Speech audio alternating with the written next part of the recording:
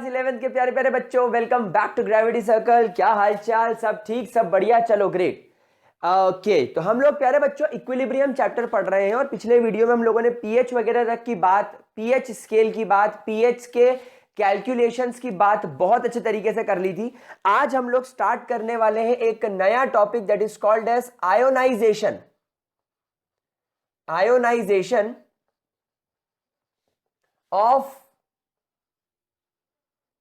Week acids and bases. देखो ये आपके एनसीईआरटी में दो अलग अलग टॉपिक्स हैं। मतलब जब आप आपका एनसीईआरटी बुक ओपन करोगे तो पहले आपको पीएच स्केल के बाद वाले टॉपिक में सिर्फ आयोनाइजेशन ऑफ वीक एसिड सिखाया जाता है और बाद में वीक बेस सिखाया जाता है, लेकिन दोनों का कॉन्सेप्ट बिल्कुल सेम होता है, इसलिए हम दोनों को एक साथ पढ़ने की कोशिश करेंगे। Now ionization of weak acid and bases हमें पढ़ने की जरूरत क्यों होती है? एक्चुअली मेरे प्यारे बच्चों, होता क्या है कि जब कभी भी आपके पास में कोई स्ट्रॉन्ग एसिड होता है, लेट्स से आपके सामने अभी एक स्ट्रॉन्ग एसिड है H2SO4, तो जब आप इस H2SO4 को देखते हैं और जब आप इसको वाटर के अंदर मिलाते हैं एक्वस फॉर्म में, तो आप देखते हैं कि ये पूरी तरीके से डिसोसिएट हो चुका है। You will observe a complete dissociation. आपका एसिड अगर आपने इनिशियली ये 1 मोल लिया है, तो जब प्रोसेस शुरू नहीं हुई होगी तो इसके आयोनिक प्रोडक्ट 0 होंगे, लेकिन जब फाइनली आप देखेंगे तो ये 0 बचेगा। आपको इसके 2 मोल्स दिखेंगे और आपको इसके 1 मोल्स दिखेंगे। इसके 2 क्यों दिख रहे हैं? क्योंकि 2 मोल्स दिख रहे हैं, 2 मोल H+ निकल रहा है। और अब यहां पर यह बात लगभग खत्म हो गई। मतलब मैं इसको रिवर्सिबल ना लिखते हुए अगर ऐसा भी लिख दूं तो कोई बड़ी बात नहीं होगी, क्योंकि आपका एसिड पूरी तरीके से खत्म हो गया है। आपका एसिड पूरी तरीके से फुल फ्लेजेड तरीके से खत्म हो गया है। क्या ये बात समझ में आ रही है? अगर आप इस एसिड का KW निकालेंगे, इक्विलिब्रियम कांस्टेंट अगर आप इसका निकालेंगे, तो आप क्या लिखेंगे? H की पावर में 2 multiply by SO4 die negative divided by H2SO4। ठीक है। अब क्या होगा? इनिशियली आप देख रहे हैं कि H2SO4 की मात्रा बहुत ज्यादा है और आपके आयोनिक प्रोडक्ट्स की मात्रा 0 है। तो इनिशियली क्या होगा? इनिशियली क्या होगा? आपका जो KW है फॉर एसिड, हम लोग ये KW किसकी बात कर रहे हैं? KW for acid is very less, या we can say is very लो।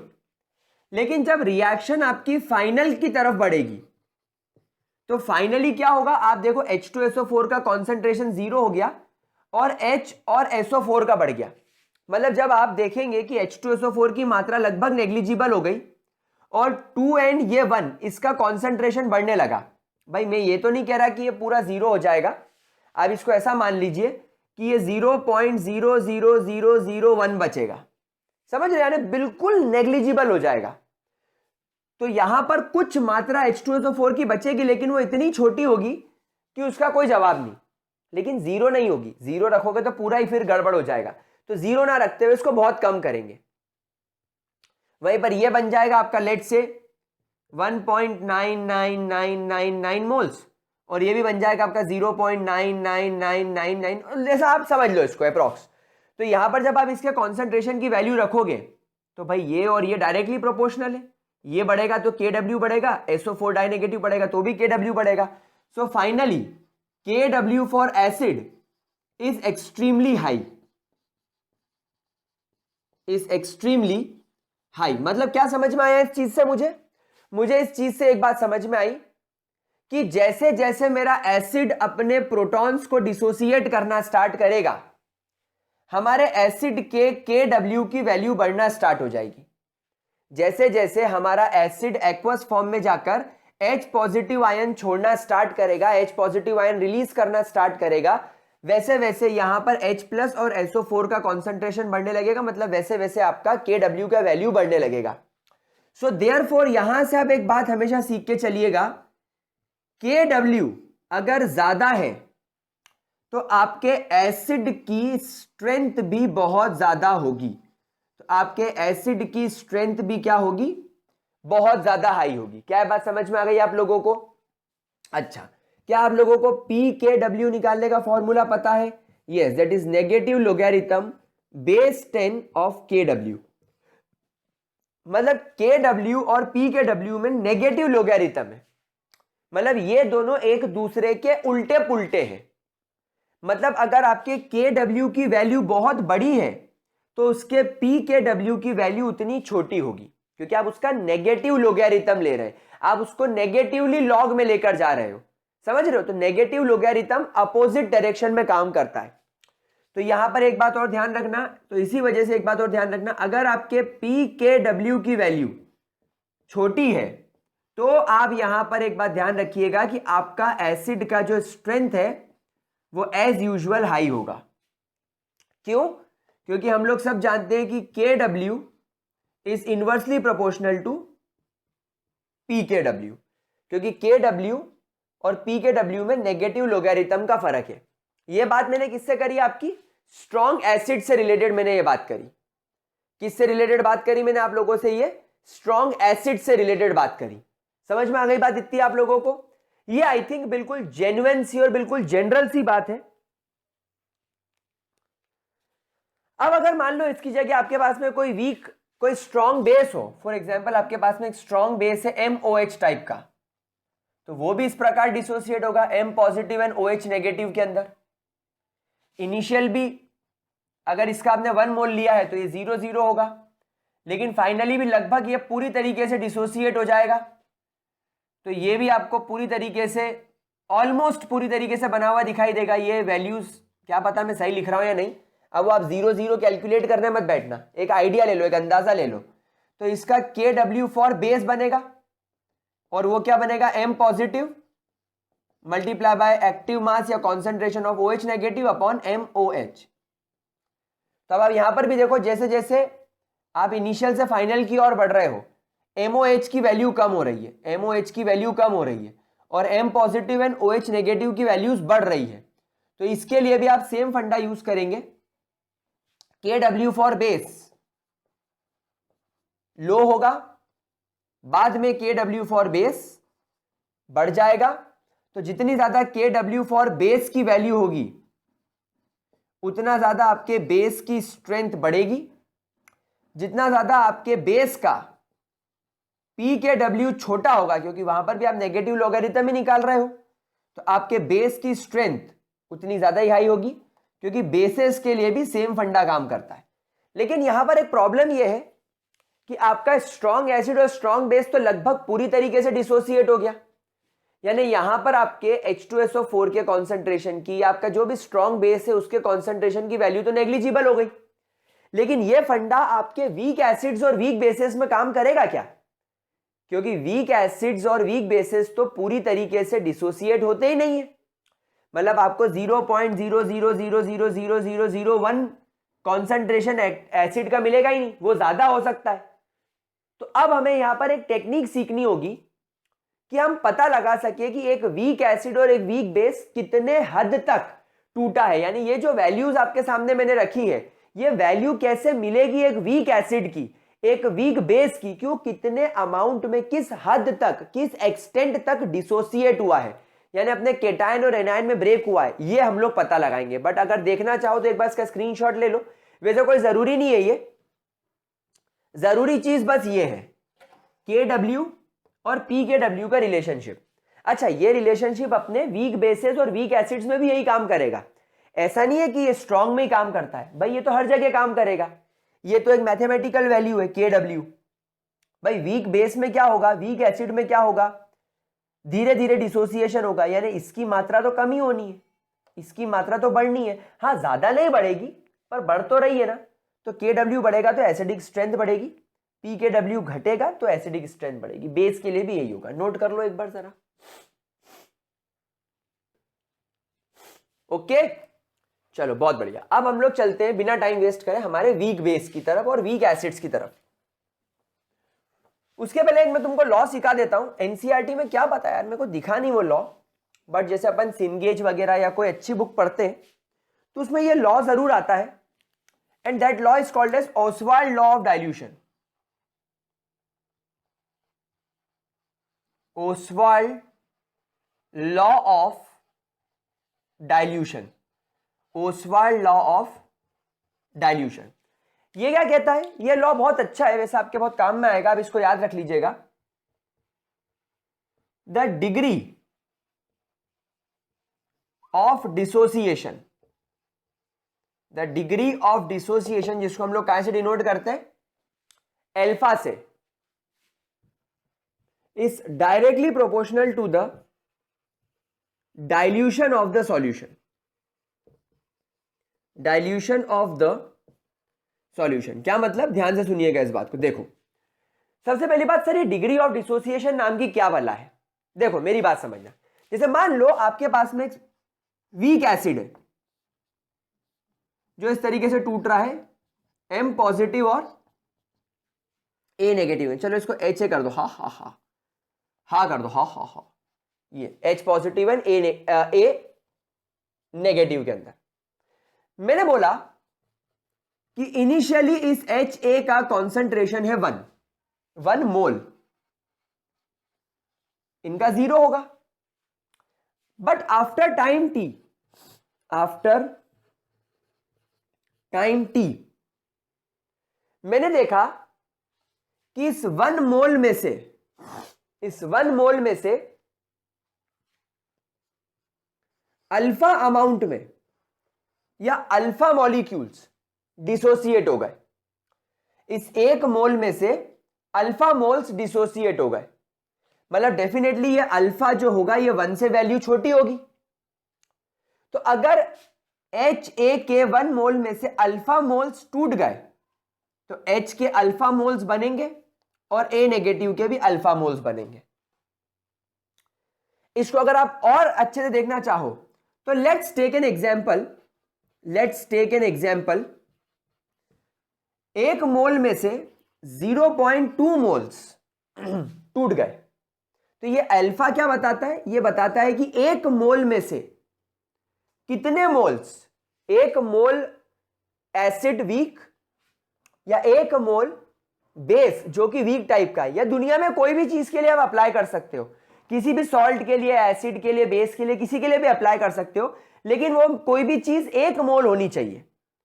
तो कोई भी एक सब्सटेंस अगर इस प्रकार के डिसोसिएशन में जाता है या इनफैक्ट एसोसिएशन में भी जाता है, कभी कभी क्या होता है 2 लोग जुड़कर एक बना लेते हैं, ऐसे 2 रिएक्टेंट जुड़कर एक बना लेते हैं, तो उसको बोलते हैं एसोसिएट होना। तो बस एसोसिएट हो या इस प्रकार से टूट जाए, डिसोसिएट हो जाए, हमें फर्क नहीं पड़ता। हमें क्या ध्यान रखना है कि 1 मोल में से कितने मोल, 1 मोल में से कितने मोल्स टूट रहे हैं। तो मैंने 1 में से अल्फा माइनस कर दिया, तो अगर 0.2 मोल्स HA टूट रहा है तो हमने यहां पर देखा, अगर मैं स्टोइशियोमेट्री अप्लाई करूं तो ये भी 1 मोल है, ये भी 1 मोल है और ये भी 1 मोल है। ये आपने स्टोइशियोमेट्री में सीखा था, ये जो स्टोइशियोमेट्रिक कोएफिशिएंट्स होते हैं आगे, अगर ये कुछ भी नहीं लिखा तो 1, अगर मान लो ये 2 होता तो मैं यहां पर इसको 2 मोल मानता। समझ रहे हो? तो अभी सब कुछ 1 मोल है, तो कोई चिंता करने वाली बात यहां पर है नहीं।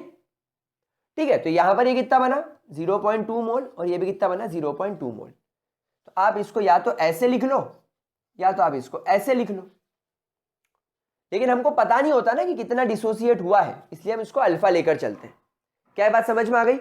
सो ये जो अल्फा होता है, this alpha is called as degree of dissociation, this alpha is called as degree of dissociation.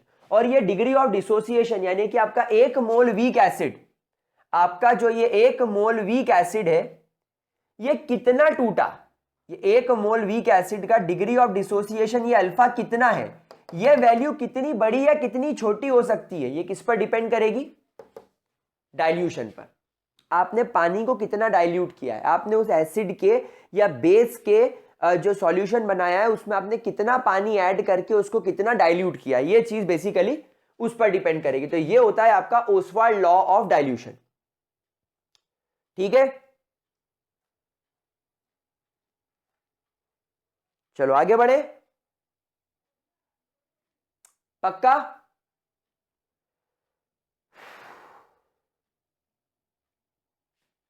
Sure? चलो बहुत बढ़िया। अब हम लोग आगे चलने वाले हैं और अब guys we are heading towards the very important thing. एक बहुत जरूरी चीज की तरफ चल रहे हैं जिस पर आप मान के चलो मैक्सिमम टाइम क्वेश्चंस देखे जाते हैं। तो पहले हम लोग यहां पर देखेंगे ionization of weak acids. Let's talk about ionization of weak acids. अब मेरे प्यारे बच्चों, आप सब लोग जानते हो कि कोई भी वीक एसिड होता है तो ये एक तरीके का वीक इलेक्ट्रोलाइट होता है जो 100% डिसोसिएशन में नहीं जा पाता, जो 100% डिसोसिएशन में नहीं जा पाता। तो लेट्स इमेजिन कि आपके पास में एक HA नाम का वीक एसिड है जो कि पूरी तरीके से H पॉजिटिव और A नेगेटिव में नहीं टूट पाया और थोड़ा सा डिसोसिएट होने के बाद रिएक्शन इक्विलिब्रियम में आ गई। मतलब HA 100% टूट के H पॉजिटिव और A नेगेटिव में नहीं गया, 80%, 50%, 30% ही टूट पाया और उतना ही बना पाया और उसके बाद रिएक्शन आपकी काय में आ गई, इक्विलिब्रियम में आ गई। ठीक है, अब अगर ऐसी कोई आपके पास में इक्वेशन आती है, अब अगर ऐसी आपके पास में कोई कंडीशन आती है और इस चीज के लिए आपसे पूछा जाता है that find out the KW for weak acids, ऐसी कंडीशन में आपको इक्विलिब्रियम कांस्टेंट निकालने के लिए बोला जाता है for weak acids. Weak acids के लिए आपको क्या निकालना होता है ऐसी कंडीशन में, equilibrium constant for weak acids.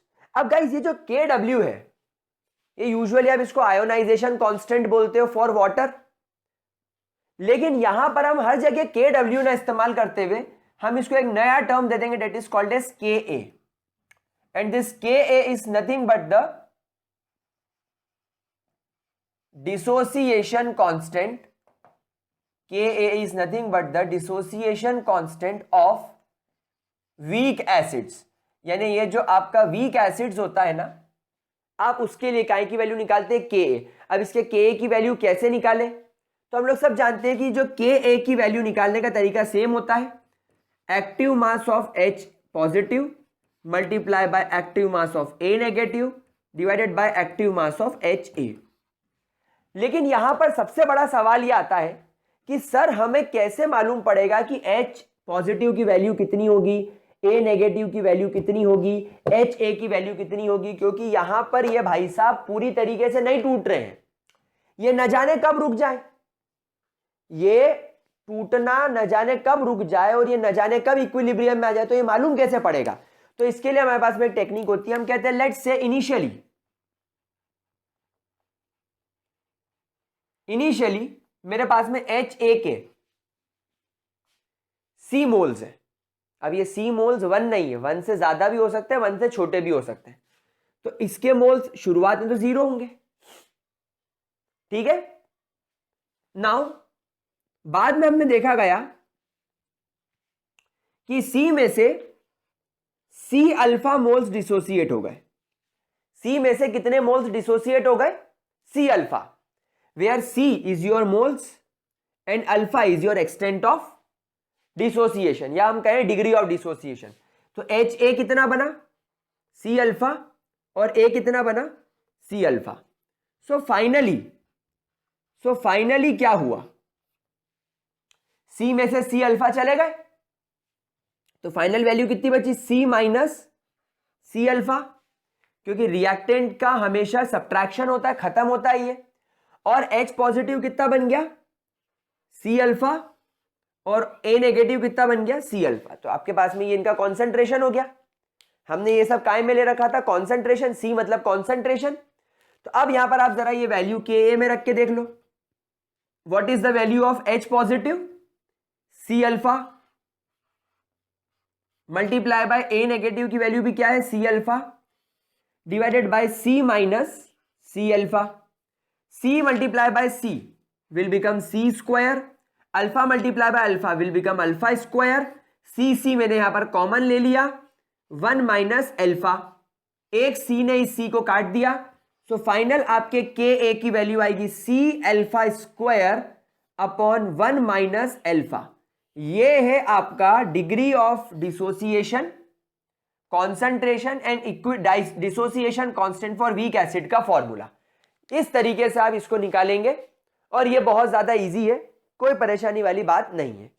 Note करो, ठीक है बच्चों, प्यारे बेटो, मेरे गुल्लो, मेरे गुलगुलो, यहां तक चीज क्लियर हो गई।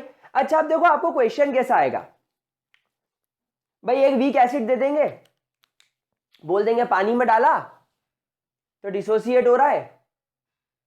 अब उस वक्त हो सकता है आपको के ए की वैल्यू दे रखी हो क्वेश्चन में, समझना, आपको के ए की वैल्यू दे रखी हो और आपको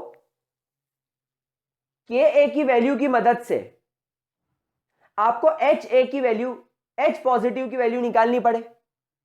तो हम क्या करेंगे, हम इस फॉर्मूले का इस्तेमाल करके एच पॉजिटिव की वैल्यू निकालेंगे। अब जब एच पॉजिटिव की वैल्यू मिल जाएगी तो हम उससे पीएच निकाल सकते हैं, समझ रहे हो, चीजें आपस में लिंक्ड है। चलो एक काम करता हूं, इससे रिलेटेड मैं आपको एक क्वेश्चन करा देता हूं, बट बिफोर दैट अगर आपके पास में ये के ए की वैल्यू यहां से आ जाए तो बस आप यहां से पी के ए निकाल सकते हैं, मतलब वही पीएच। तो पी के ए क्या निकलेगा, माइनस नेगेटिव लॉग बेस 10 के ए। ये फॉर्मूले से आप पी के ए वैल्यू निकाल सकते हो। ट्रिक क्या याद रखनी है, के ए की वैल्यू जितनी ज्यादा होगी, पी के ए उसका नेगेटिव लॉगरिथम होने की वजह से उसकी वैल्यू उतनी कम होगी और एसिड की स्ट्रेंथ उतनी ज्यादा होगी जितनी ज्यादा के ए की वैल्यू होगी। ठीक है, समझ में आ गई बात। चलो इसका स्क्रीनशॉट ले लो, मैं एनसीईआरटी में से क्वेश्चन कराता हूं तुमको, प्रॉब्लम 7.18। चलो स्क्रीनशॉट ले लिया, चलो बहुत बढ़िया। अब हम लोग क्या करते हैं, एनसीईआरटी का क्वेश्चन उठाते हैं और उसको करके देखते हैं। अगर एनसीईआरटी के इस टाइप के क्वेश्चंस बनने लग गए तो आपको समझ में आ जाएगा कि यार कौन कौन सी पॉसिबिलिटीज है क्वेश्चंस आने की। ठीक है, चलो तो मैं क्वेश्चन लेता हूं, मेरे को बुक ही लानी पड़ेगी क्योंकि क्वेश्चन थोड़ा बड़ा दिख रहा है। तो क्वेश्चन कुछ ऐसा है कि आयोनाइजेशन कांस्टेंट दे रखा है आपको बेसिकली आयोनाइजेशन कांस्टेंट दे रखा है के ए ऑफ एच एफ, मतलब सीधी सी भाषा में ये क्या है, वीक एसिड है एच एफ।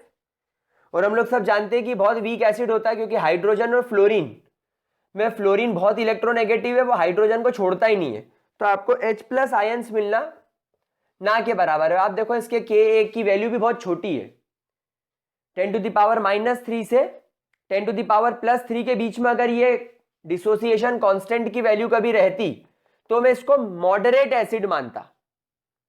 मतलब यहां पर क्या हो रहा है, इक्विलिब्रियम रिएक्टेंट की तरफ ही है, प्रोडक्ट की तरफ जा ही नहीं रहा है। तो ये बात भी अपने को समझ में आ गई। So calculate degree of dissociation, you have to calculate degree of dissociation, alpha निकालना है आपको if HF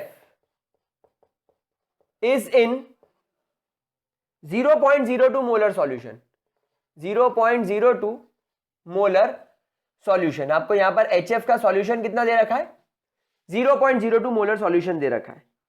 and you also have to calculate the concentration of,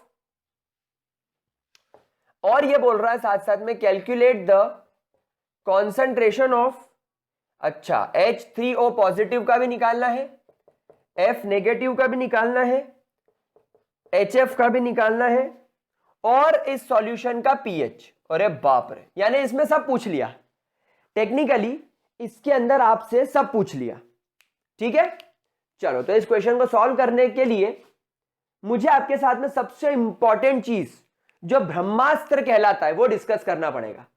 बहुत सारे बच्चे डायरेक्टली क्वेश्चन पर चले जाएंगे, वैल्यू उठा के सॉल्व कर देंगे, कोई बुराई नहीं है, लेकिन एक बात समझना, बेसिकली यहां पर दो प्रकार की रिएक्शन हो रही होगी। जो आपका प्योर पानी है, जब पानी अपने प्योर फॉर्म में होगा तब उसके अंदर ये रिएक्शन नहीं चल रही होती क्या, H3O positive plus OH negative चल रही होती है। और इस केमिकल रिएक्शन का जो KW यानी डिसोसिएशन कांस्टेंट आता है वो कितना आता है, 1 × 10⁻⁻14। कारण, क्योंकि इसका जो KW होता है वो होता है H3O positive and OH negative के बराबर।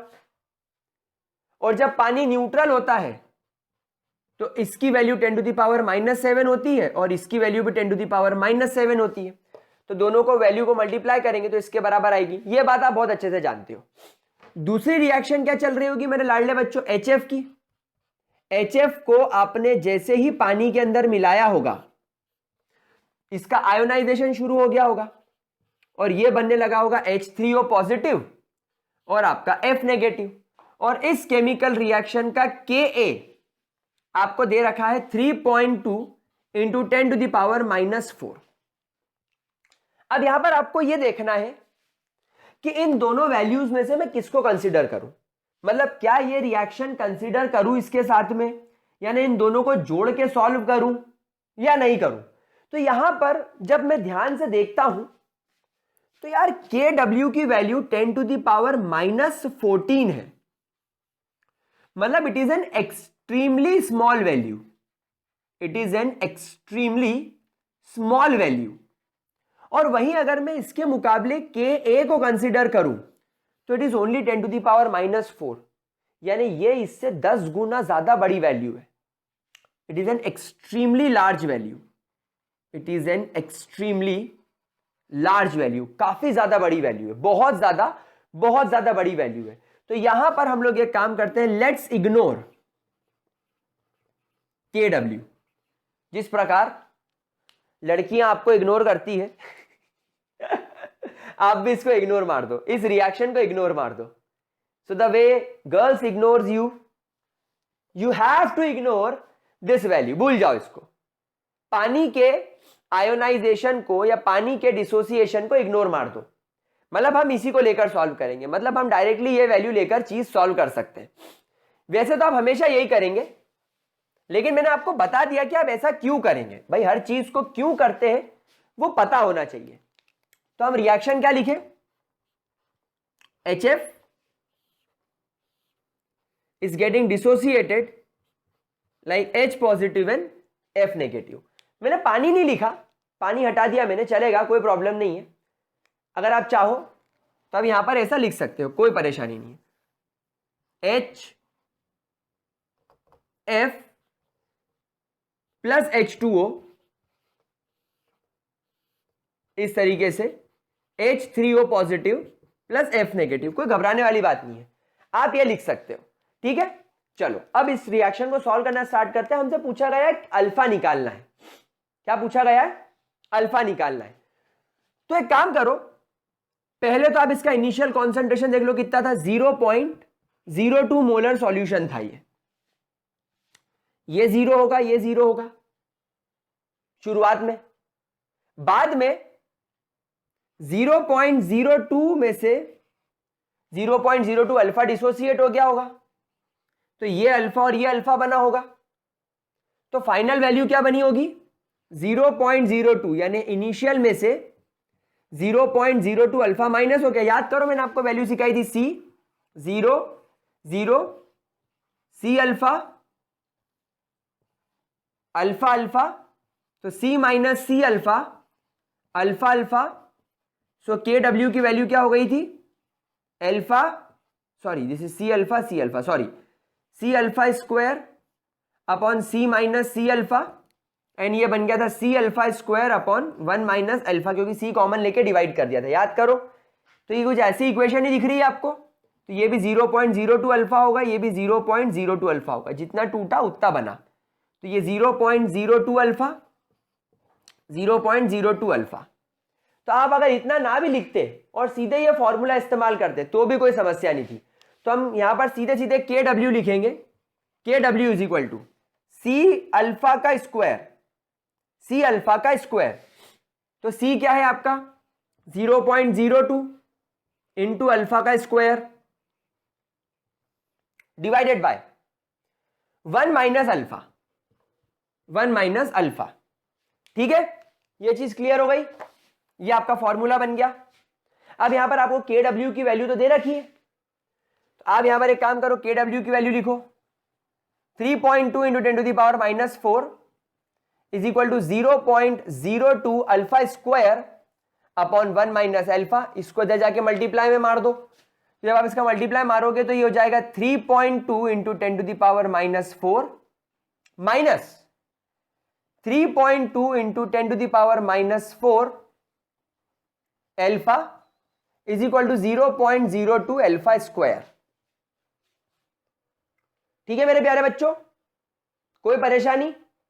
अब एक काम करते हैं, इसको सबको इधर ले आते हैं, तो ये हो जाएगा 0.02 alpha square plus 3.2 into 10⁻⁻4 alpha, और इसके आगे लग जाएगा minus 3.2 into 10⁻⁻4 is equal to 0। एक बार यहां तक नोट कर लो, क्योंकि ये बन गई आपकी quadratic equation. Now this is your quadratic equation.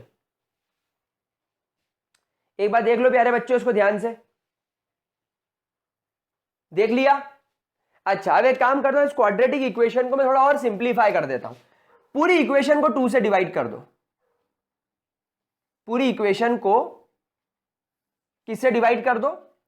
2 से डिवाइड कर दो, तो it will become 0.01 alpha square plus 1.6 into 10⁻⁻4 alpha minus 1.6 into 10⁻⁻4 is equal to 0। चलो इतना नोट करो, फिर आगे बढ़ते हैं। ठीक है, लिख लिया इतना? मैं रब कर दूं? थोड़ी जगह बनानी बेटा मुझे। I hope you guys will requiring this only. आपको इतने की जरूरत पड़ेगी, तो मैं काम करता हूं। अच्छा देखो, मैं काम करूं, इस क्वाड्रेटिक इक्वेशन को और इजी बनाऊं। मैं इसको 100 से मल्टीप्लाई कर देता हूं। 100 बोलते 10⁻2 से मल्टीप्लाई कर देता हूं, तो ये 1 अल्फा हो जाएगा। अगर मैं इस पूरी इक्वेशन को 10⁻2 से मल्टीप्लाई कर दूं, तो ये हो जाएगा 1। ये बचेगा 1.6 इंटू 10⁻⁻2 अल्फा, ये बचेगा 1.6 इंटू 10⁻2 इज इक्वल टू 0। तो अब आप इस क्वाड्रेटिक इक्वेशन को देखो। क्वाड्रेटिक इक्वेशन कैसी दिखती है आपको? ax square plus bx plus c is equal to 0। तो इस क्वाड्रेटिक इक्वेशन में व्हाट इज a1 हो गया, ताकि मैं सिंप्लीफाई कर सकूं। याद करो पिछले वीडियो में भी मैंने ऐसी तरकीब लगाई थी। b क्या हो गया? 1.6 इंटू 10⁻2, और तुम्हारा c क्या हो गया? माइनस 1.6 इंटू 10⁻2, क्योंकि ये यहां पर माइनस है। ठीक है, अब इतनी चीज लिखने के बाद I am going to rub all this. अब मैं पूरा मिटाने जा रहा हूं। एक बार ध्यान से स्क्रीनशॉट ले लो, इसको लिख लो, वीडियो पॉज करके लिख लो, चलेगा। चलो, cash to the left for me, cash to the right for me, cash bring the front for me, cash bring the back for me. चलो, तो क्वाड्रेटिक इक्वेशन लगाते हैं। x is equal to minus B plus minus under root B square minus 4ac upon 2a। What is b? Minus 1.6 into 10⁻2 plus minus under root. इस b का square करोगे तो कितना हो जाता है? 16 का स्क्वायर करो, 6 6 36, 9 6 1, आई थिंक 256, सो 2.56 और 10⁻2 का स्क्वायर करेंगे तो it will become 10⁻4 minus 4 a और c क्या है? माइनस है, तो पहली बात है इस माइनस माइनस प्लस कर दो, क्योंकि ये माइनस जब आप c की जगह रखोगे तो इसका माइनस और ये माइनस प्लस हो जाएगा। तो ये हो गया 1.6 मल्टीप्लाई बाय 1, तो 1.6 इंटू 10⁻2 मल्टीप्लाई बाय 4, 16 4 64, तो it will become 6.4 into 10⁻2 upon 2, क्योंकि a की वैल्यू तो 1 है। अब क्या करें? दोनों को बराबर करने के लिए cash to the left for me, cash to the right for me, cash bring the front for me. क्या करें क्या करें क्या करें क्या करें क्या करें क्या करें क्या करें? करना है कुछ काम, शुरू करो अंताक्षरी लेके प्रभु का नाम, बोलो। अब मुझे इसको सॉल्व करना पड़ेगा ताकि मैं स्क्वायर रूट हटा दूं। तो व्हाट वी कैन डू? सोचो, वैसे मैंने इसको सॉल्व कर लिया था।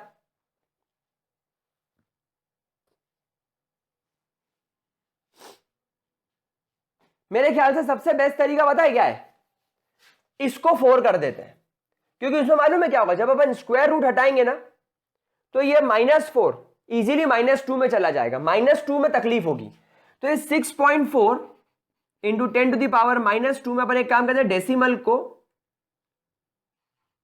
2 डिजिट राइट में ले जाते हैं, 1 और 2। तो जब राइट में जाता है तो 10 की पावर में माइनस आता है, तो ये हो जाएगा 640 इंटू 10 टू द पावर -4। अब इस 640 में से आप दोनों की पावर यहां पे कॉमन ले लो, तो मैं इसको लिखता हूं -1.6 into 10 to the power -2 plus minus under root, ये हो जाएगा 640 प्लस 2.56 multiply by 10 to the power -4 which we have taken common, ठीक है, डिवाइडेड बाय 2। अभी हो जाएगा क्या, 642.56।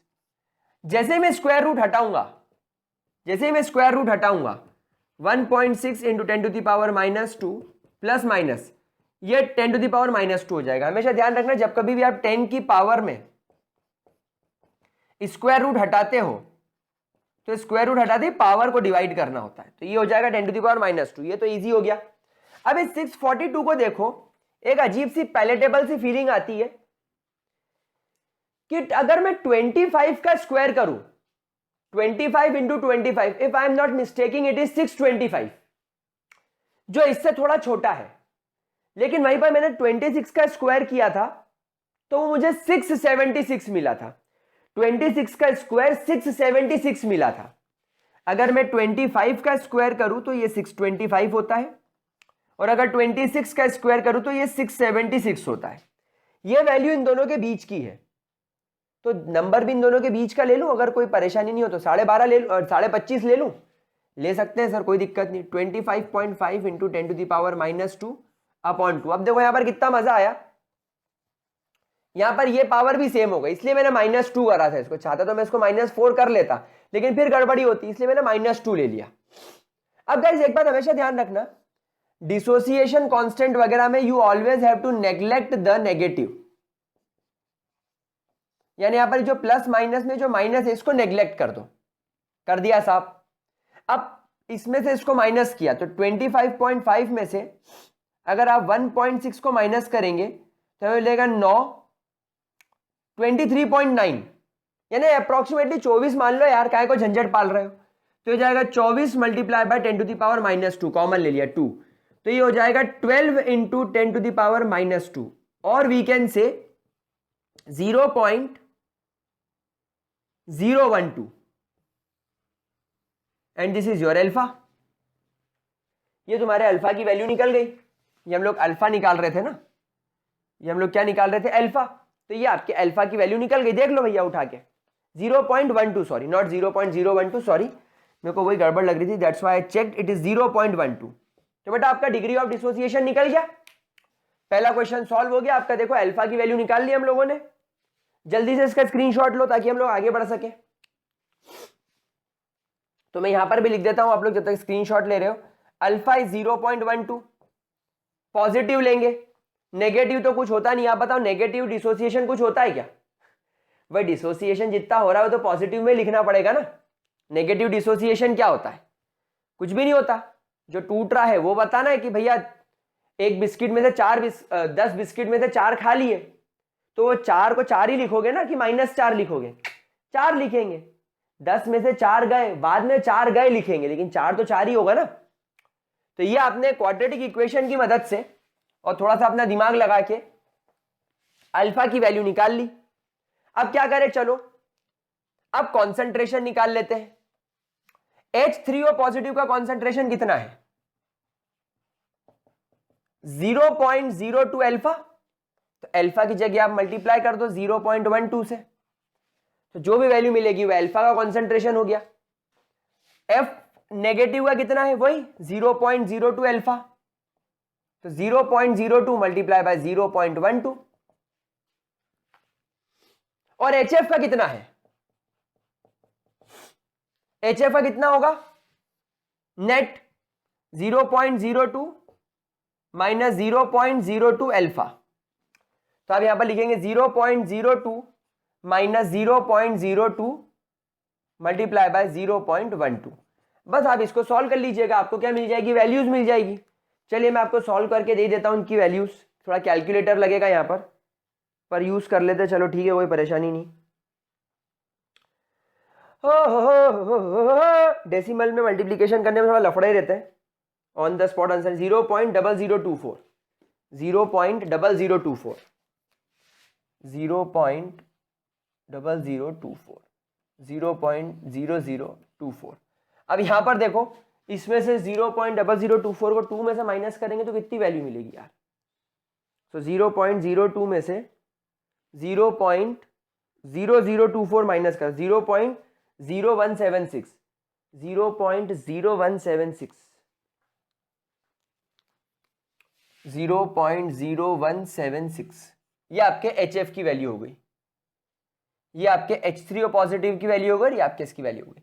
इसको आप चाहे तो ऐसे भी लिख सकते हैं, 0.024 में 1 2 3 डिजिट अगर आपने डेसिमल इधर कर 2.4 into 10 to the power -3 will be H3O positive and F negative, दोनों का क्योंकि सेम आ रहा है।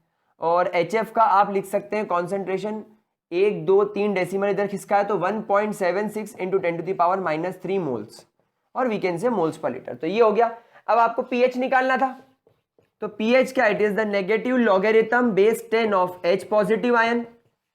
How much H positive ion then? Minus log base 10 2.4 into 10 to the power -3। Log 2.4 की वैल्यू क्या होती है?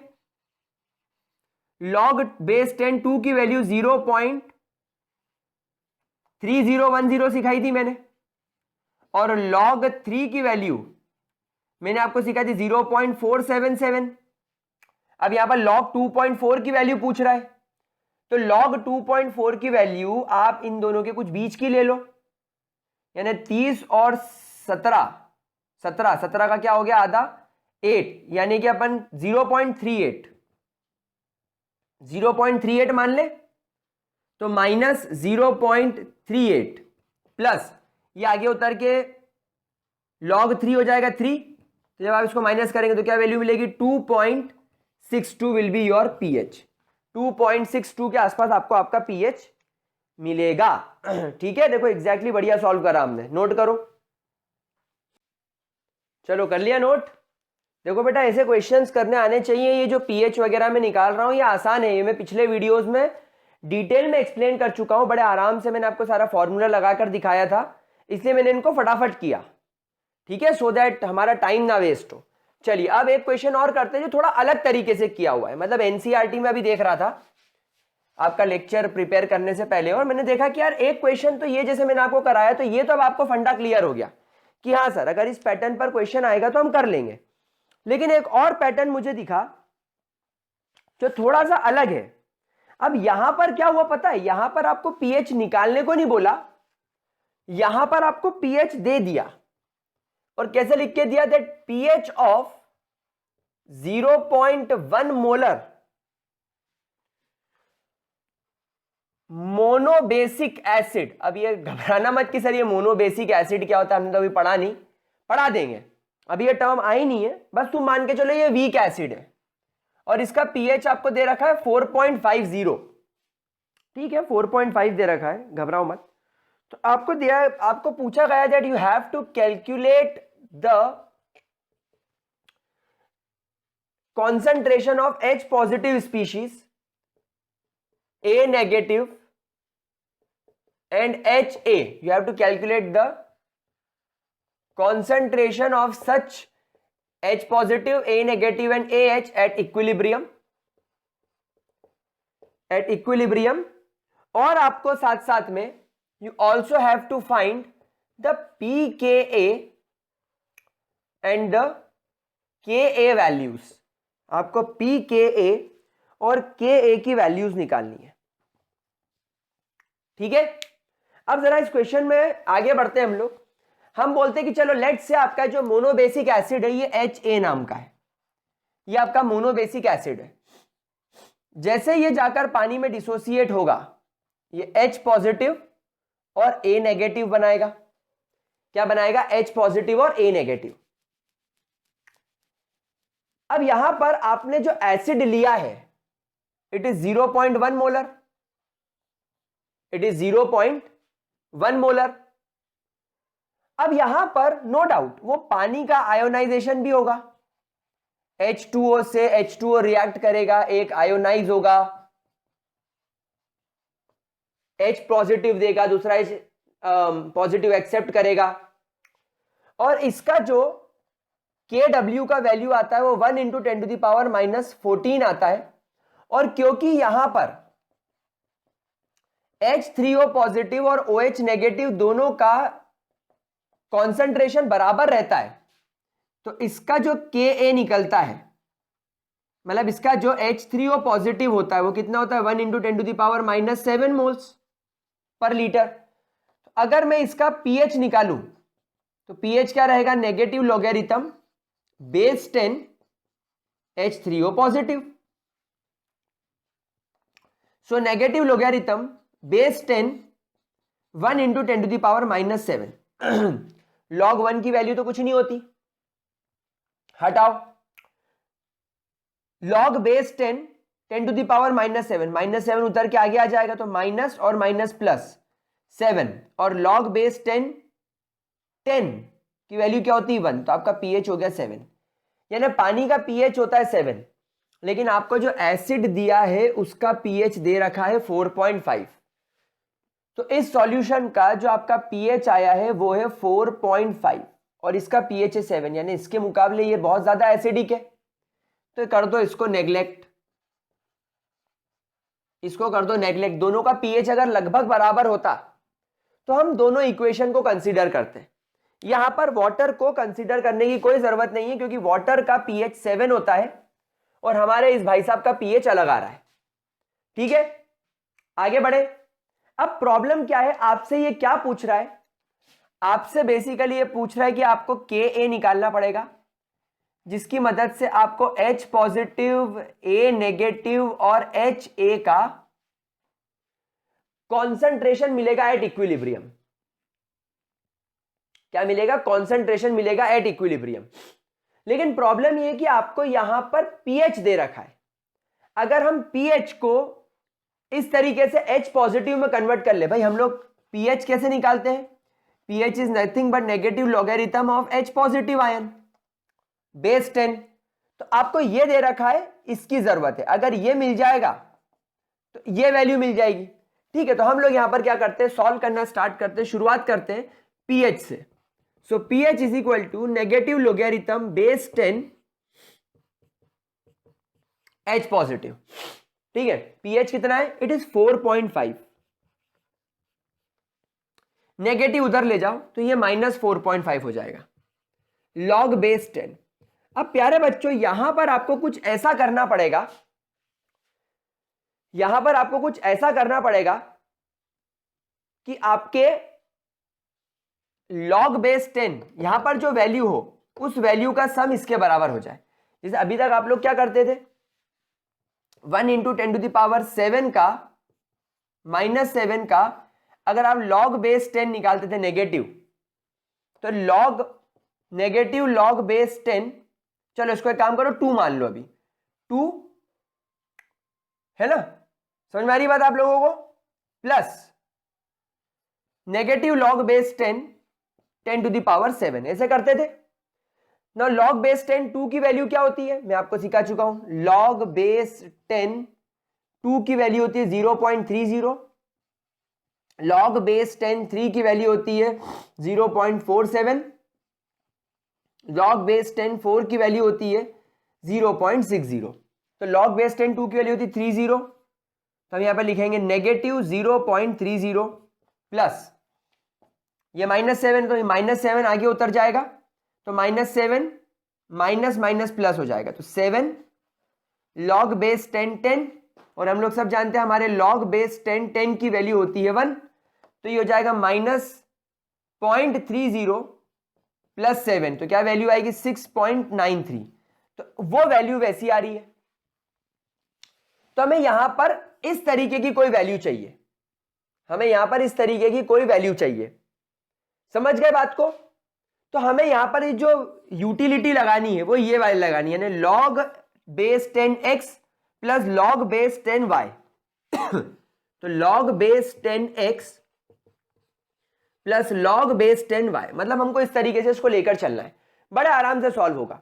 अच्छा, log बेस 10x, हमेशा ये वैल्यू आती थी कहां से, ये log की वैल्यू से रेफर होके आती थी, और log बेस 10y की जो वैल्यू होती थी वो 10 की पावर में कुछ चलती थी, तो 10 की पावर में जो होता था वो नीचे उतर के आ जाता था और बाद में वो वही रह जाता था, क्योंकि log बेस 10 की वैल्यू तो 1 होती है। हमको यहां चाहिए 4.5, तो मेरा दिमाग ये कह रहा है कि क्यों ना मैं इस log बेस 10 को 10 टू द पावर -5 लिख दूं, 10 टू द पावर -5 लिख दूं। समझ रहे बात को मेरे प्यारे बच्चों? Are you understanding what I am trying to say? तो जब ये 10 टू द पावर -5 नीचे उतर के आएगा तो -5 हो जाएगा। यहां पर हम नेगेटिव लॉग ले रहे हैं, यहां पर हमने नेगेटिव साइन इधर भेज दिया है, तो अब यहां पर ये पॉजिटिव लॉग है। यहां नेगेटिव लॉग ले रहे थे, वहां पर अपन पॉजिटिव लॉग ले रहे हैं, तो ये 10 टू द पावर उतर के 10 टू द पावर -5 हो जाएगा। प्लस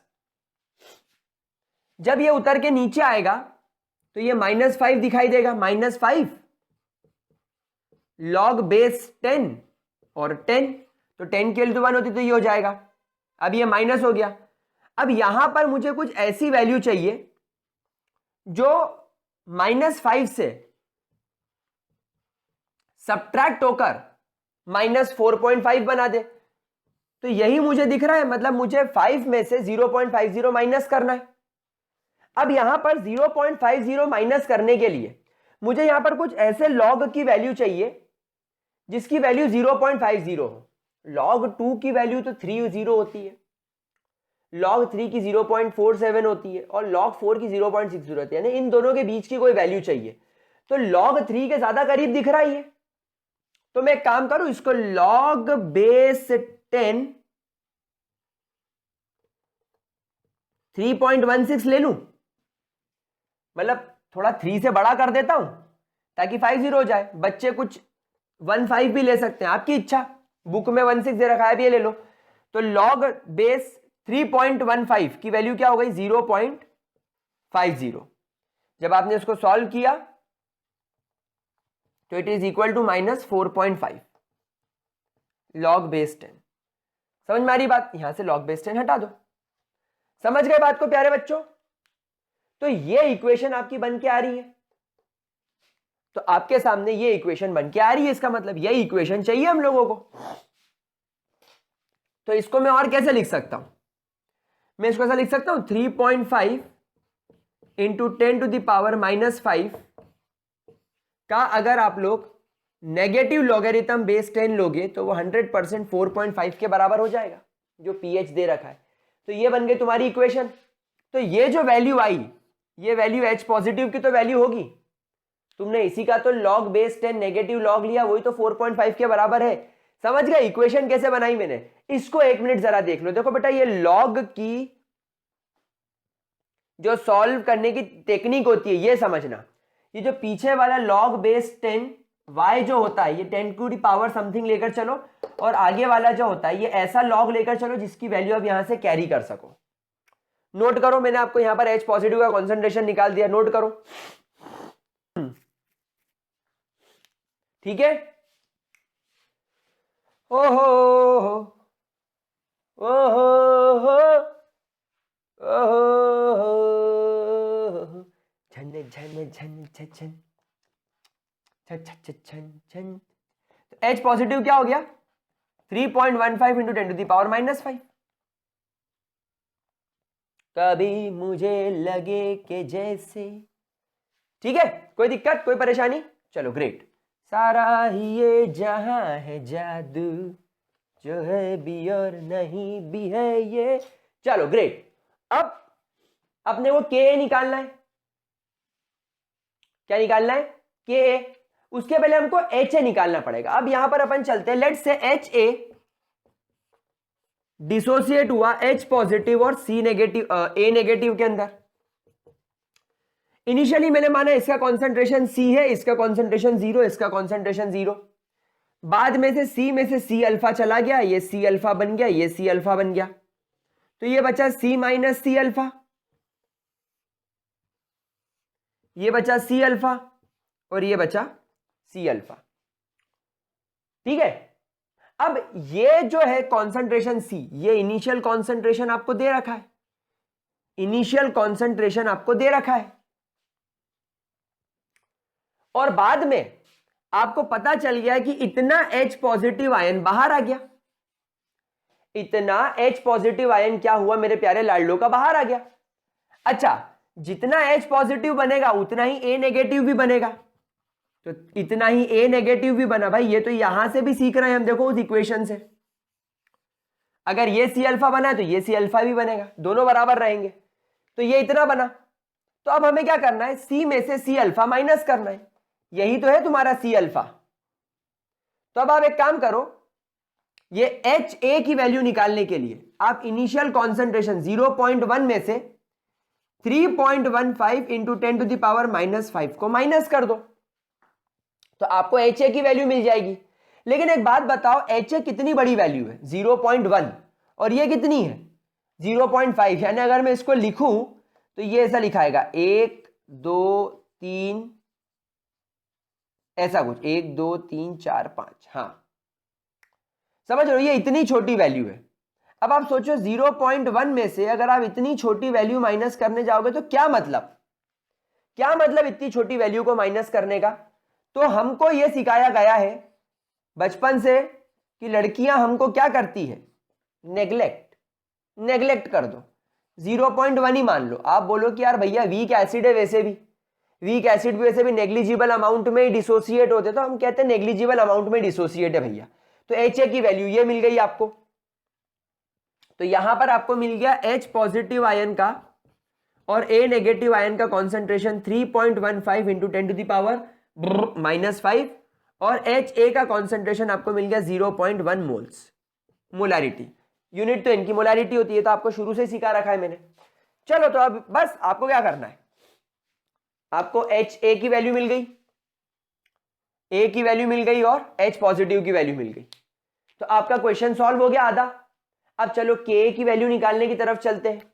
सो के ए की वैल्यू निकालने के लिए क्या करना पड़ेगा, 3.15 इंटू 10⁻⁻5 का मल्टीप्लीकेशन करना पड़ेगा 3.15 इंटू 10⁻⁻5, सीधी भाषा में इसका स्क्वायर कर दिया अपॉन 0.1, तो 3 का स्क्वायर 3 3 9, 3 इंटू 3 9। तो मैं काम करता हूं 10 मान लू, 10 मान लू, काम आसान हो जाएगा भाई। अपने को कैलकुलेशन इजी करना है, रफली अप्रोक्सीमेटली लेकर चल सकते हो। अब यार 3.15 तो मेरे को लगता ही है ये 9 पॉइंट समथिंग कुछ आएगा, क्योंकि सिर्फ 3 थोड़ी ज्यादा वैल्यू है ना, तो ये 9 पॉइंट समथिंग आएगा, तो मैंने 10 मान लिया। और 10 का स्क्वायर 10⁻⁻5 मल्टीप्लाई बाय 10⁻⁻5 10⁻⁻10 अपॉन 0.1, तो 10 इंटू 10⁻⁻10 10⁻⁻9 अपॉन 0.1, 0.1 हटाया तो 10 हो गया, ये ऊपर जाकर 10⁻⁻8 हो जाएगा, तो ये तुम्हारा के ए की वैल्यू आ गई। सो देयरफॉर योर के ए इज नथिंग बट 10⁻⁻8। ये तुम्हारा एक और क्वेश्चन सॉल्व हो गया। अब क्या पूछ रहा है ये ससुरा, पी के ए निकाल, हट तेरी ऐसी की जैसी। तो पी के ए क्या है, it is negative logarithm base 10 of K a. So negative logarithm base 10 10⁻⁻8, -8 उधर आके +8 हो जाएगा, और लॉग बेस 10 की वैल्यू बनी, तो पी के वैल्यू हो गया तुम्हारी 8। बस, तो ऐसे क्वेश्चन मेरे लाडलो तुमको सॉल्व करने पड़ेंगे। प्रैक्टिस जितनी करोगे उतना ही मजा आएगा। आंसर चेक कर लिया मैंने, हाँ भैया सही है, ठीक है, कोई दिक्कत, कोई परेशानी, किसी भी तरीके का कोई भी नुकसान, तो बस नोट कर लो। अब तुमको आयोनाइजेशन ऑफ वीक बेसिस पढ़ा देता हूं मैं, सब यही है। तुमको लगेगा अरे सर वीक बेस में आपने बस क्या करा मालूम है, साइन बदल दिया, के ए की जगह के बी लिख दिया, यहां पर एच की जगह ओ एच नेगेटिव कर दिया, बाकी सब कुछ सेम है, सब कुछ सेम है। देखो तुमको एक क्वेश्चन कराता हूं, बहुत मजा आएगा, पहले जरा इसका स्क्रीनशॉट ले लो। ओके, तो मेरे प्यारे बच्चों ने बेसिस की तरफ बढ़ने के लिए एक कदम आगे बढ़ा दिया है, और बेसिस के अंदर जैसा मैंने आपसे कहा कुछ भी अलग नहीं है।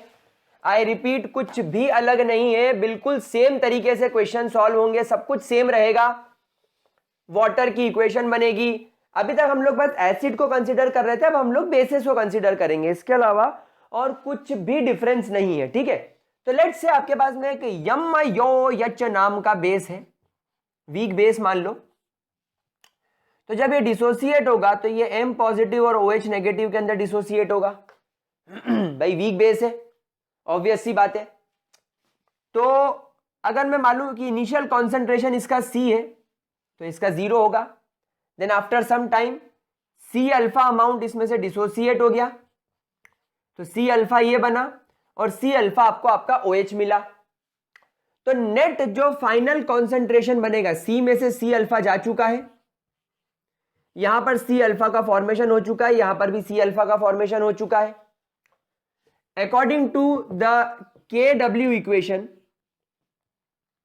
हमेशा ध्यान रखना, अगर KW equilibrium constant for weak bases अगर आपको निकालना है तो it should be written as KB. It should be written as KB. And what is KB? That is the equilibrium constant. नहीं, not equilibrium constant, it is dissociation constant. इसको आपको लिखना पड़ेगा dissociation constant for weak bases. And इसका formula हमेशा किसके बराबर होगा? एग्जैक्टली वही जो आप हमेशा यूज करते हैं, active mass of M positive multiply by active mass of OH negative upon active mass of MOH. Now what is active mass of M positive? That is C alpha multiply bye OH negative is again C alpha divided by C minus C alpha, C square alpha square upon C1 minus alpha, C common ले लिया, ये cancel, तो C alpha square upon 1 minus alpha. तो आपका जो formula बन रहा है ये एग्जैक्टली सेम बन रहा है जो हम लोगों ने पहले बनाया था। यहां पर ध्यान रखना, यहां पर आपको POH निकालना पड़ता है, ना कि pH। वहां पर हमने pH नहीं pH निकाला था, यहां पर हम POH निकालेंगे, and that is nothing but the negative logarithm base 10 of the OH negative ions present. वहां पर आपको H पॉजिटिव आयन ढूंढना रहते थे, यहां पर आप OH नेगेटिव आयन ढूंढेंगे। सिमिलरली यहां पर आप लोग क्या निकालेंगे? PKB values.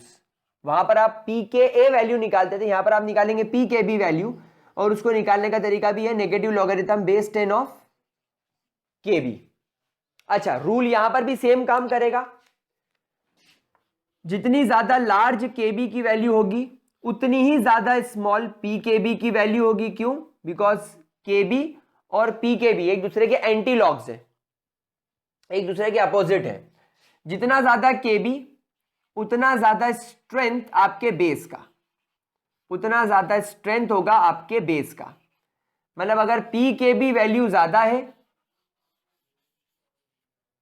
तो KB वैल्यू कम हो जाएगी, KB वैल्यू कम हो जाएगी तो बेस की स्ट्रेंथ भी कम हो जाएगी। तो कई बार क्या होता है, आप लोगों को ऐसे क्वेश्चंस आ जाते हैं JEE नीट वगैरह जैसी एग्जाम्स में कि 2 3 4 बेसेस आपको दे दी, आपको फॉर एग्जांपल 4 बेसेस दे दी और चारों बेसेस की आपको PKB वैल्यू दे दी, चारों बेसेस की आपको PKB वैल्यू दे दी। तो हमेशा ध्यान रखना, जिसकी PKB वैल्यू कम होगी वो ज्यादा पावरफुल होगा। ठीक है, तो इसको नोट कर लो, नोट कर लो आराम से। चलो अब एक क्वेश्चन कर लेते हैं, अगेन एनसीईआरटी का क्वेश्चन ही करेंगे क्योंकि अभी जरा एनसीईआरटी के लेवल पर बेस बनाए फिर हायर लेवल पर जाएं। तो अब हायर लेवल के कोई क्वेश्चन बचे नहीं आप लोगों के लिए करने लायक। अगर ये निपट गया ना तो आप मान के चलो आपने ऑलमोस्ट सब सीख लिया। अब देखो ये क्वेश्चन थोड़ा कॉम्प्लिकेटेड लगा मुझे। आपको यहां पर ये क्या पता है क्या बोल रहा है, that you have to calculate the pH of a solution, calculate the pH of a solution formed on mixing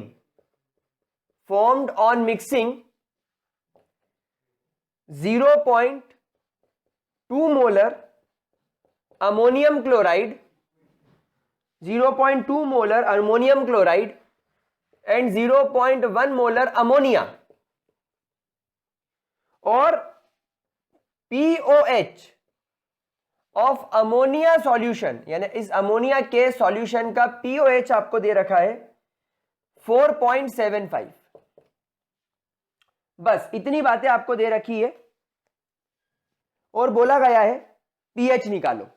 अब ये तो बहुत ही ज्यादा खतरनाक और घुमा फिरा के पूछे जाने वाले क्वेश्चंस में से एक है कि यार पीएच निकाले तो निकाले कैसे, पीएच निकाले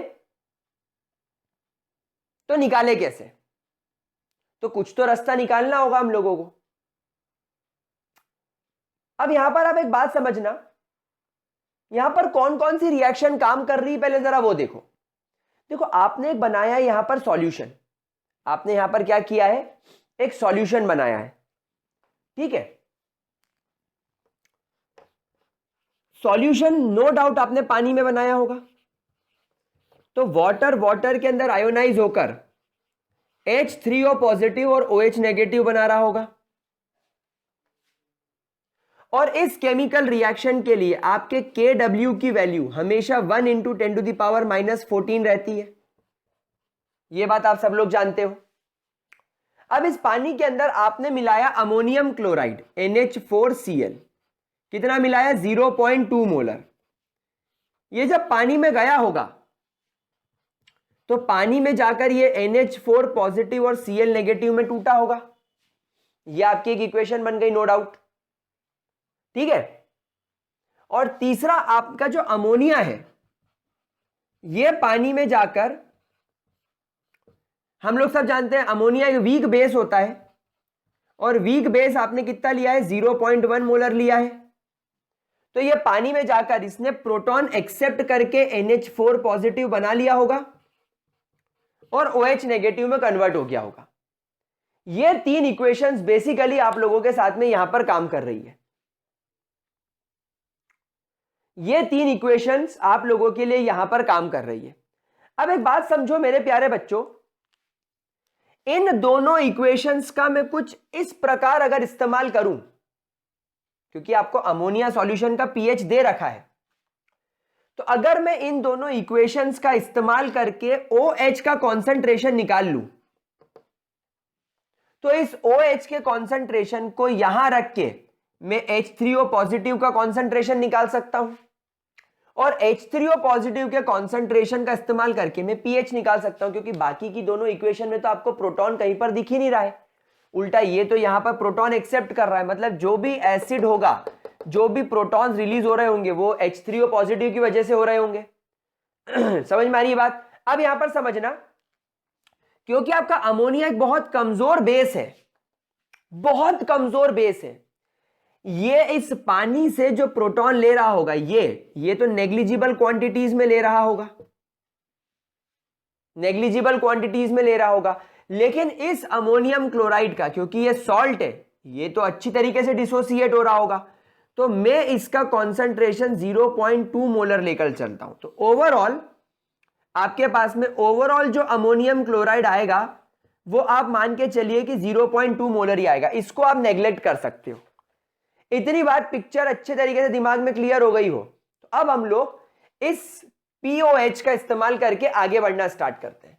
तो गाइज आप लोगों के पास में एक POH की वैल्यू दे रखी है जिसको आप निकाल सकते हैं negative logarithm base 10 of OH negative ion concentration.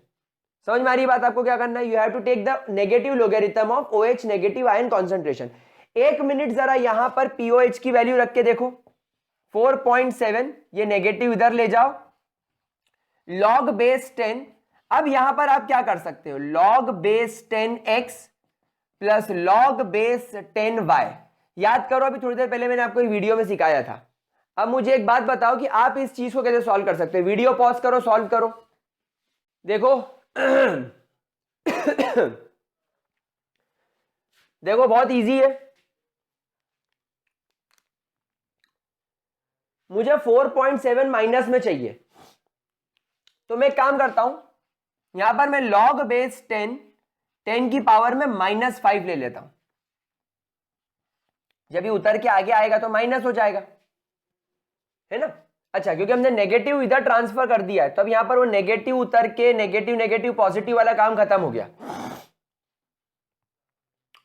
अब मुझे यहां पर 5 में से 0.3 माइनस करना है ताकि मुझे 4.70 की वैल्यू मिल जाए। और मैं बहुत अच्छे से जानता हूं कि अगर मेरे पास में log बेस 10 2 है उसकी वैल्यू 0.3010 होती है, उसकी वैल्यू 0.3010 होती है।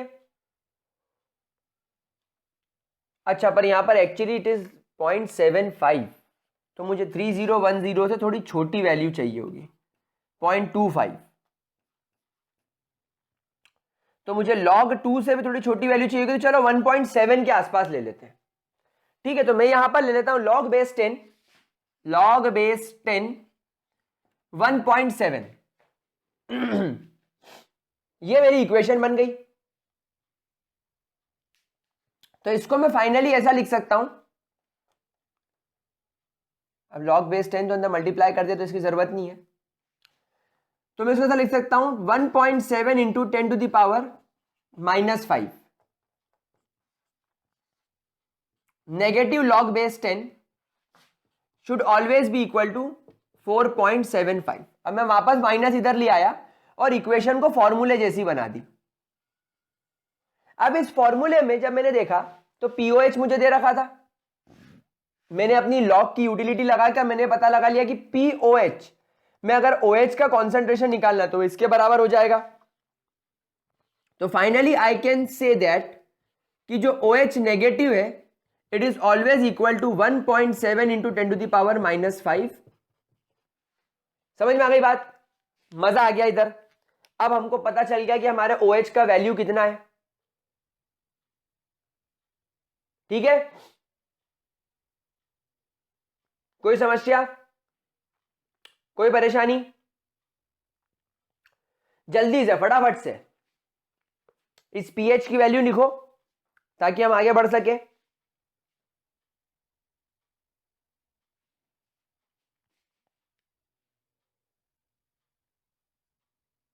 चलें आगे।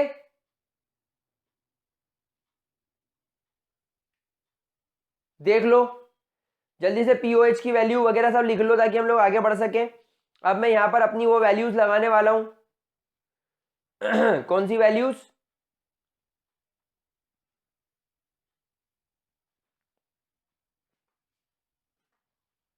कौन सी वैल्यूज डाल लो? डिसोसिएशन वाली। ठीक है, चलो ग्रेट।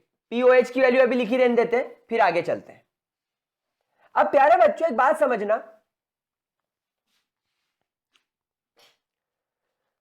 इस इक्वेशन को एक बार जरा गौर से देखो। वीक अमोनिया OH नेगेटिव बनाकर दे रहा है, ये तो नेग्लिजिबल है। तो जो भी OH का कॉन्सेंट्रेशन होगा वही Kb के बराबर होगा। Kb कैसे निकालेंगे? Kb is equal to NH4 positive upon OH negative upon NH3। अब क्योंकि क्या है मेरे प्यारे बच्चों, ये इतना ज्यादा वीक बेस है, ये इतना ज्यादा वीक बेस है जिसकी कोई हद नहीं, जिसकी कोई हद नहीं। तो यहां पर ऐसा बोला जाता है कि जो OH नेगेटिव आयन का कॉन्सेंट्रेशन है बस वही आपके pKb की वैल्यू भी है, बस वही आपके pKb की वैल्यू भी है। देखो जैसे क्वेश्चन में आपको क्या दे रखा है, क्वेश्चन में आपको POH दे रखा है अमोनिया। ठीक है, समझ में आ गई मेरे प्यारे बच्चों? तो हमको Kb की वैल्यू भी हमने यही एक्सपेक्ट कर ली। ठीक है, अब यहां पर देखो क्या करना है अब यहां पर देखो क्या करना है। ये था शुरुआत में 0.1 मोल्स, ये 0 रहे होंगे। बाद में 0.1 मोल में से 0.1 मोल में से ये इतना माइनस हो गया होगा, 0.1 मोल में से इतना माइनस हो गया होगा 1.7 इंटू 10 टू दी पावर -5। और OH कितना बना? मैंने कहा था ये तो नेग्लिजिबल है, लेकिन सॉल्यूशन में ये तो पड़ा हुआ है, ये तीनों एक ही चीज में मिले हुए, तो ये हो जाएगा 0.2 प्लस 1.7 इंटू 10⁻⁻5 और OH की वैल्यू है ही 1.7 इंटू 10⁻⁻5। तो ये कुछ ऐसी इक्वेशन आपके सामने बन के आ रही है।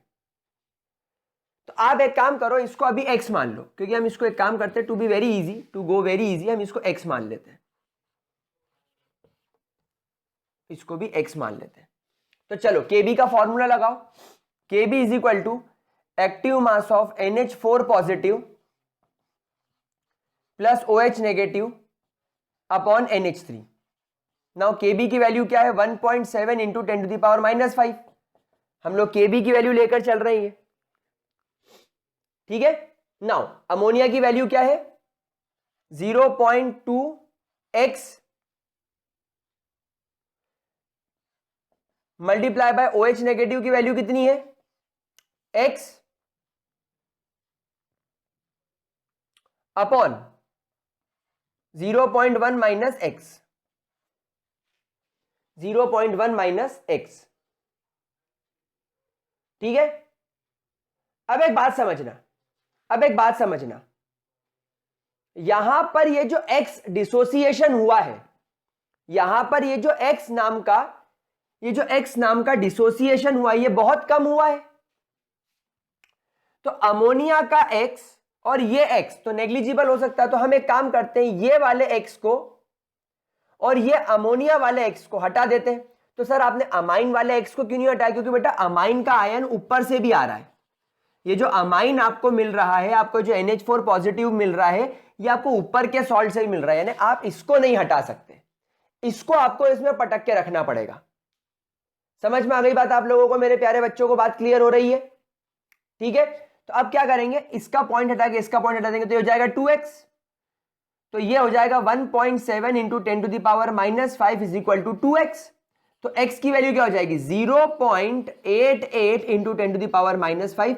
ये हो गया आपका डिग्री ऑफ डिसोसिएशन, ये हो गया आपका डिग्री ऑफ डिसोसिएशन, जिसको आप हमेशा अल्फा मान के चलते थे। आपको मैंने इसको हमेशा क्या मानना सिखाया है? अल्फा मानना सिखाया है। याद करो, अपन ने इसको हमेशा अल्फा माना है।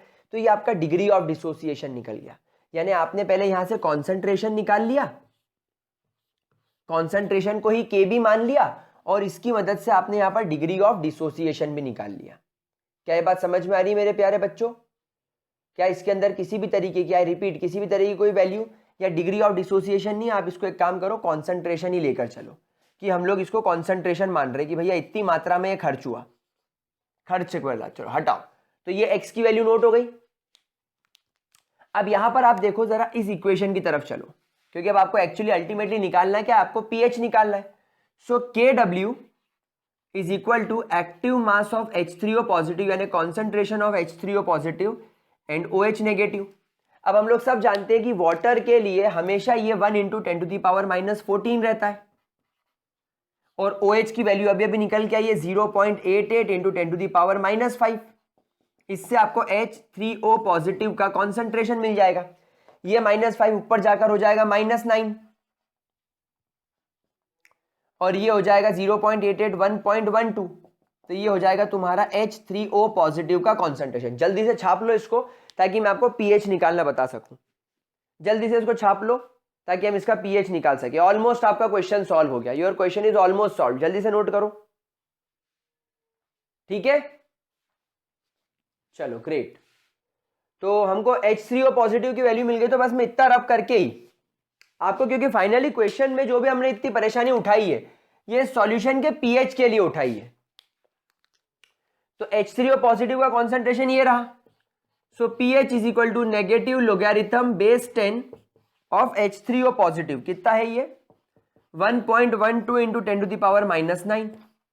नेगेटिव लोगैरिथम लगाइए अगर इसमें 1.12 में, तो हम लोग सब जानते हैं log बेस 10 1 की वैल्यू होती है 0, और log बेस 10 2 की वैल्यू होती है 0.30। अब ये 1.12 की वैल्यू पूछ रहा है, तो log 1 की तो 0 होती है, तो 1.12 की थोड़ी ज्यादा होगी, तो अपन मान लेते 0.05 ले लेते। चलो,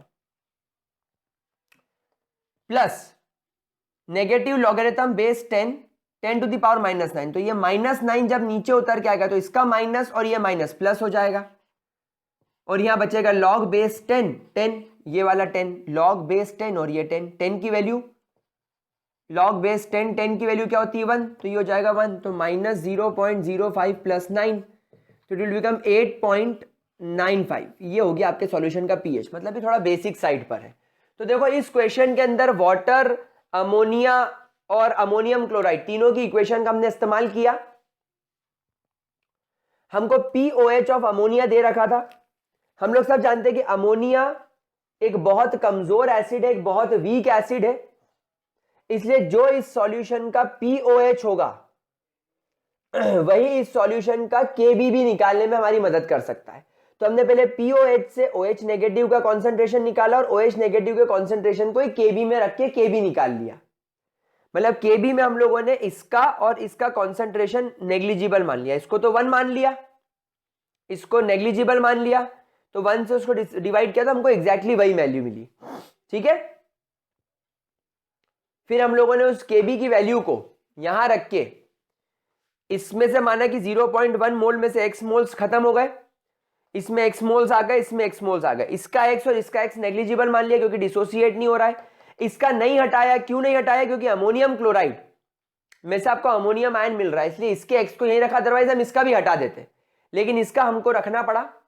यहां से x की वैल्यू निकाली 0.88, तो x की वैल्यू इसकी और इसकी सबकी आपको x की वैल्यू मिल गई।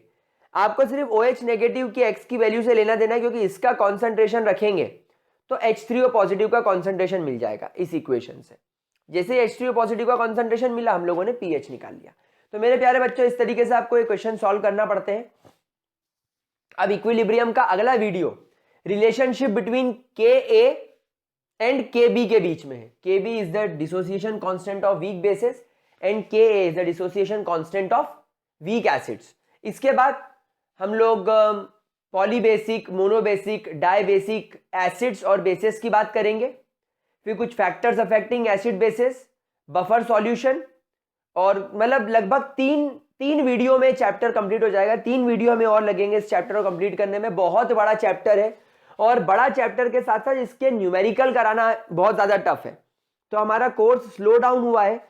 इट डजंट मीन्स कि आपके पास में पढ़ने के लिए मटेरियल नहीं है। जनरल ऑर्गेनिक केमिस्ट्री आपके पास में ऑलरेडी मेरा जनवरी फरवरी का शूट किया हुआ है, आप उससे पढ़ लो।